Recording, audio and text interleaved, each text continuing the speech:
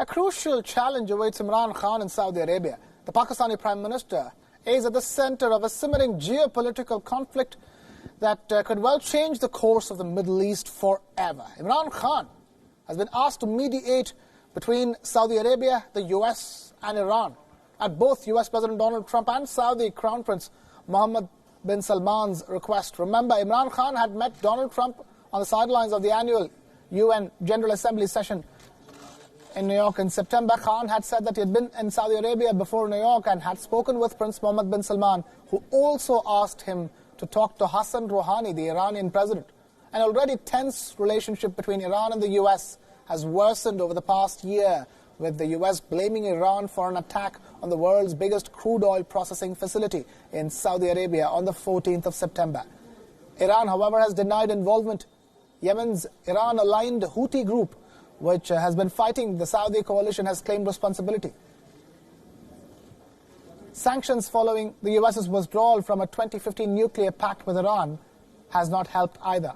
Imran Khan is said to have already met the Iranian president after meeting Trump on the UNGA sidelines, and Prince MBS before that. Pakistan traditionally has had strong relations with both Saudi Arabia and ties with Iran. Islamabad represents Tehran's consular interests in the United States in the absence of diplomatic relations.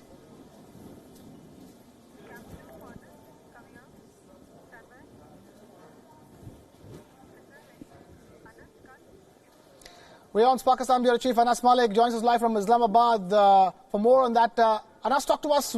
My question is why Pakistan, and what can Pakistan achieve through this whole Saudi-Iran mediation?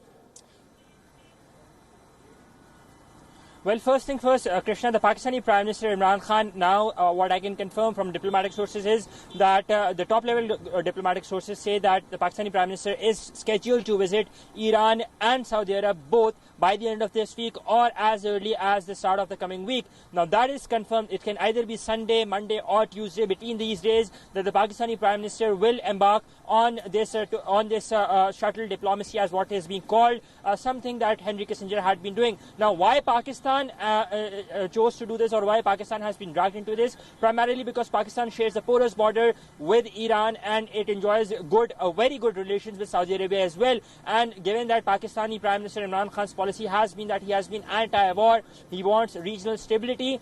Therefore, he had offered as well, and he was asked by the US President Donald Trump as well during the UNGA session on the 22nd of September to mediate on the 23rd of September to mediate between Iran and the US as well. And then following that, we saw the meeting between the Pakistani Prime Minister and the Iranian President on the sidelines of the United Nations General Assembly. Now, coming to the second part of your question, what is in it for Pakistan? Well, primarily, if Pakistan actually manages to secure this deal, what we're expecting is some rewards, some incentives in terms of investment or indirect cash inflow, because remember, Pakistani economy has been struggling. It has been at that stage.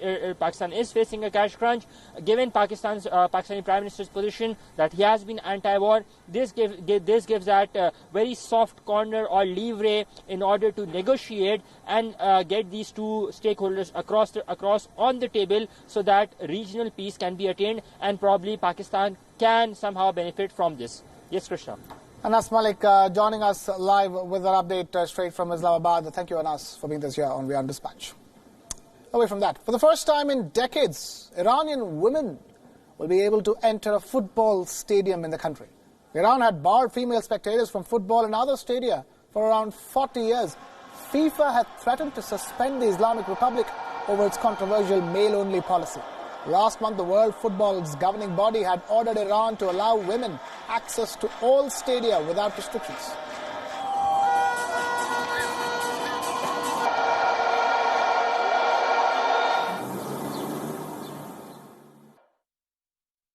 But we need Iranian women as well to be able to attend the men's game.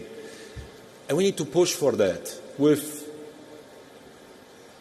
respect, but in a strong and forceful way. We cannot wait anymore. We have been assured that as of the next international game of Iran, which is to be played on the 10th of October, women will be allowed to enter football stadiums. This is something very important since 40 years.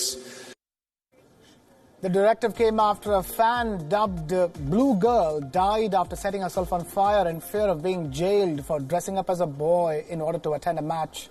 Iran's young female soccer fans either stay at home or cram Tehran's shopping centers and cafes to watch the national team's games on a large screen on match days. ما رو تو استادیوم راه نمیدن ولی همینطوری خیلی خوب بودیم.